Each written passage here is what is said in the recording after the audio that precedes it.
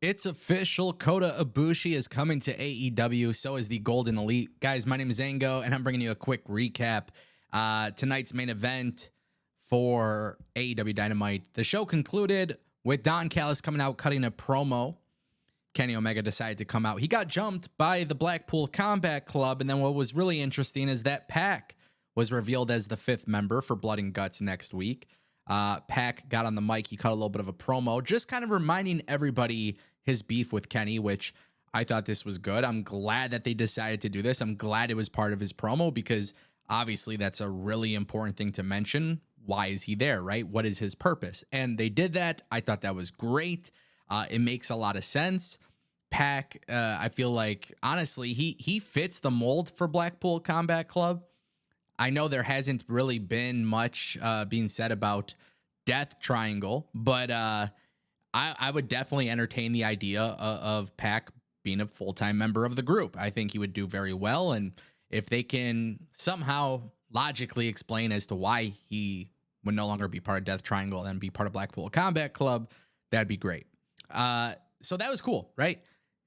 Kenny Omega's got a chair in between his neck, and they basically tell him, hey, any last words? He said, yeah, check the screen.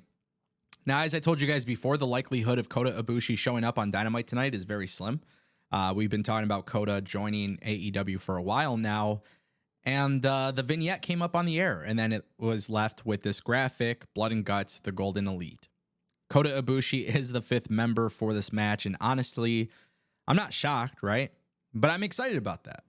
I definitely am excited about that. I think Kota is going to do extremely well in AEW. And I think he's going to do extremely well with the Golden Elite. Social media, on the other hand, has a different reaction than I do. Because I feel like this is good stuff. I feel like they've done a really good job with this storyline.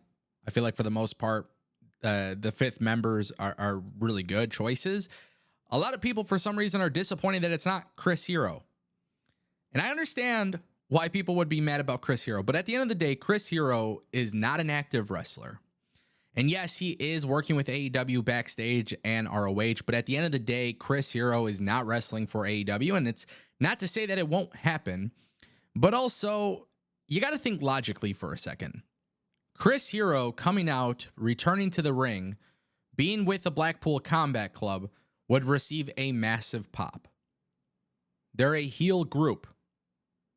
It wouldn't make sense for him to get that babyface reaction because the idea is for this man to be booed, which is exactly why Pac works.